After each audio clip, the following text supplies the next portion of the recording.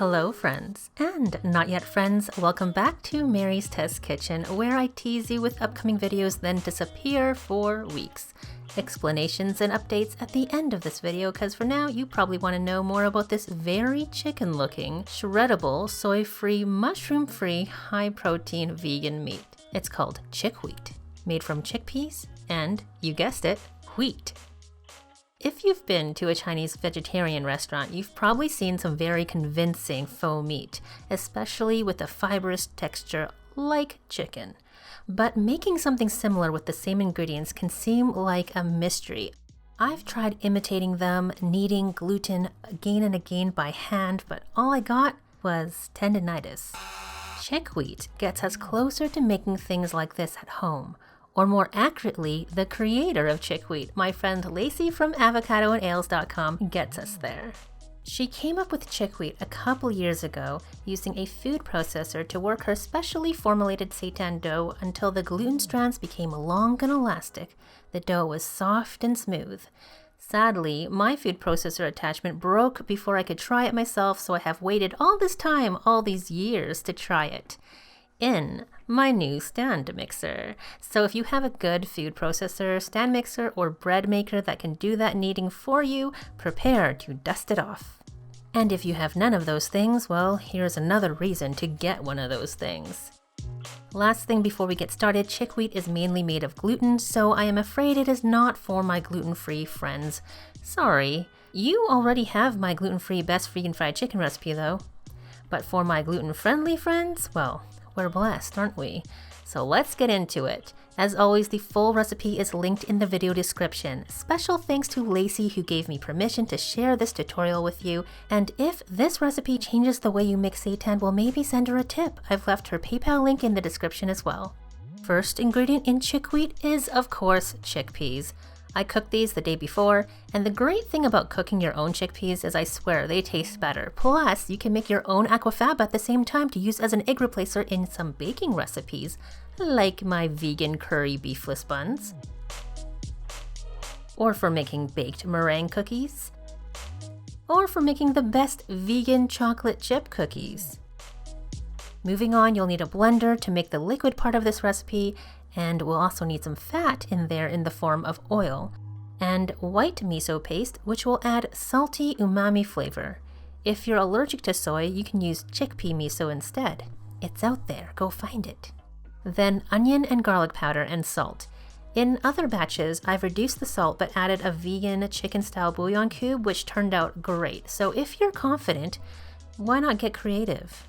And super important, vinegar, which cuts the wheaty flavor of gluten a bit. The recipe calls for apple cider vinegar, although I personally like to use plain white vinegar or red wine vinegar. Then aquafaba or broth. I used broth in this video, but I actually prefer aquafaba, I think. Then blend until super smooth. Unfortunately, this old blender has a tendency to overheat, making the stuff inside taste like burnt rubber, so I didn't blend this as long as like you should. You can use a strainer to make a lumpy mix like this smooth, but I didn't have a wire sieve at the time of filming, so you'll see what happens. Spoiler alert, it was so unacceptable that later I made a second batch. You might have seen it over the weekend on my Instagram stories. I used frozen aquafaba and frozen chickpeas to keep my blender cold and ended up buying a wire sieve to make things smooth. So moral of the story, I guess, use what you have, but sometimes when you don't have the thing, you gotta buy it. Sorry. See that difference? Doesn't that look way nicer? Then mix in your vital wheat gluten flour, aka pure gluten flour, by hand or in your mixer until it comes together. One important thing I haven't mentioned yet is to measure out your ingredients by weight. I know it's kind of a pain and like half of you don't have a kitchen scale, but oh my gosh, get one. Because it's really going to make a difference to your accuracy and to make sure your first attempt at this recipe is a total, complete success. In this case, there are some rules. The dough has to be a certain consistency, not too dry, soft, but not too wet either. Once mixed, you can cover the dough and let it rest for 15 minutes.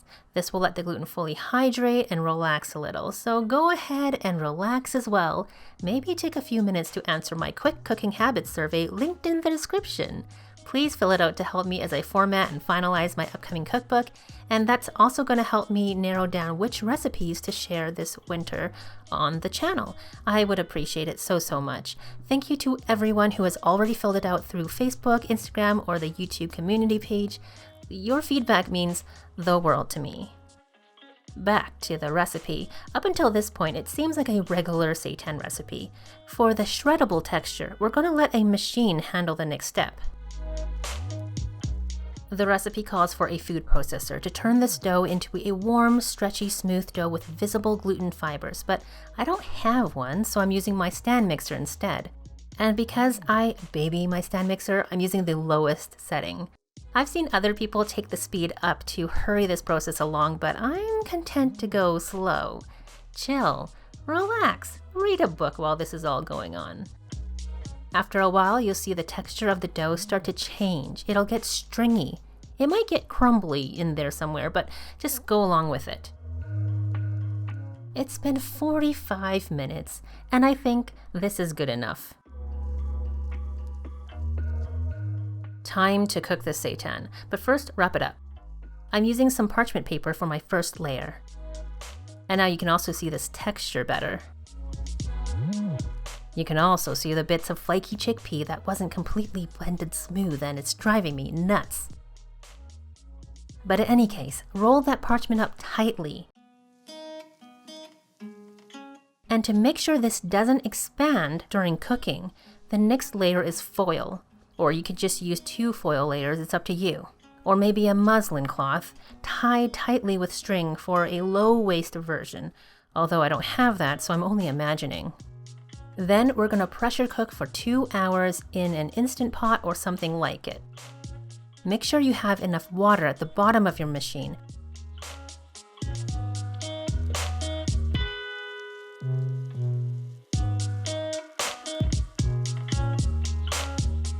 Set the pressure to high and the timer for 2 hours. If you don't have a pressure cooker, you can steam cook the normal way on the stove, but I'm not too sure about the timing. You really have to get the seitan to cook all the way through, otherwise you're going to get some gummy texture that is the bane of seitan newbies everywhere. After the 2 hours is up, release the pressure, and then when it's done, you can take out your packet of chickweat. It's going to be super hot, so let it cool and open it up when you can. Safety first, my friends.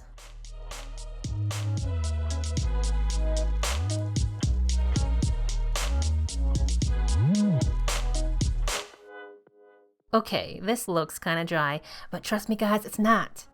You can peel apart the shreds of chickweat. Do you see that? The middle will be hotter than the outside, so be careful and don't burn yourself. Of course, I'm impatient, and I totally did. But isn't that cool?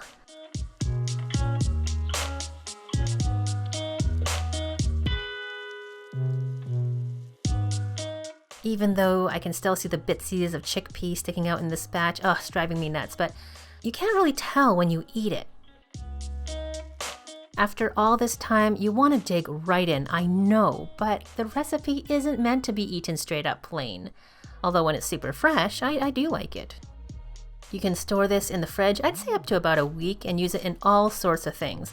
Just remember, it's a blank canvas, and you'll want to add flavor if you want it to fit into a dish. You can pull it apart into tiny pieces and use it instead of chickpeas in your favorite chickpea salad sandwich. Personally, when it's in something cold, I like the pieces really small for the best texture.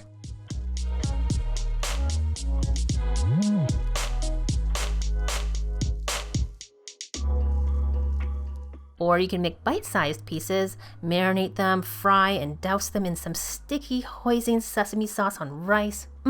This was so delicious. I mean, just look at it.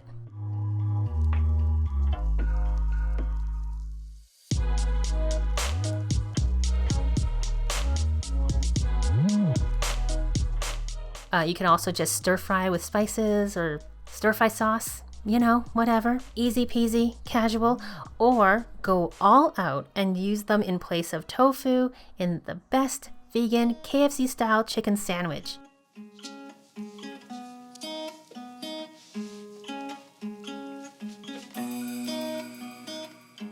I've only made a couple of batches so far, and the possibilities, guys, the possibilities are endless. So what would you make with chickweat? Let me know in the comments below. I know you want to get started, so make sure you head over to avocadoandales.com. The recipe link is in the description for your convenience, and so is her PayPal link if you want to send her a tip.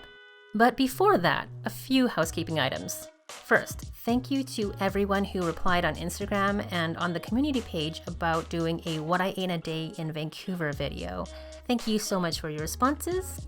That video will be coming up next. Though you may or may not have noticed, I'm breaking away from my normal Wednesday upload time. The time between videos might be getting shorter or longer, probably longer, especially when I have chronic tendonitis pain flare-ups. Sometimes they happen because I'm working too much, or maybe I'm just playing too many games, let's be honest. And sometimes they're random, like for no reason. So sticking to a schedule hasn't been the healthiest thing for me this summer. So I'm throwing out the schedule. Turn on notifications if you want to know when a new video is up. It's better this way. Don't you love surprises? I love surprises. Delicious, delicious surprises. Also, follow me on Instagram because I share way more updates there, plus I'm posting stories more often. Next item, if you're waiting for the vegan brioche and sourdough recipes, I am still working on those videos, so they are coming, but eventually, you know. And for those waiting for more Catterday videos, they are coming back soon, but on the Catterday channel only. So subscribe over there if you haven't already. I encountered so much cuteness on my travels, you are going to die. And then be revived with even more cuteness. And also, for those who have asked and have been requesting, yes, the cookbook is being worked on. I can't tell you the release date yet because even I don't know. Related, please fill out the questionnaire I mentioned earlier. It will help me with formatting the size of the recipes and tell me if I should do extra testing with different equipment, etc., etc. As well, help me narrow down which videos to make this winter. Congratulations if you've made it all the way to the end. Thank you so much for watching, my friends. I appreciate it so much. As always, leave your lovely comments, questions, and requests with the hashtag recipe request so I can find it later in the comments below. Don't forget to turn on notifications to get notified when the next video comes out, and subscribe if you haven't already for more delicious vegan recipes. Until next time, bye for now.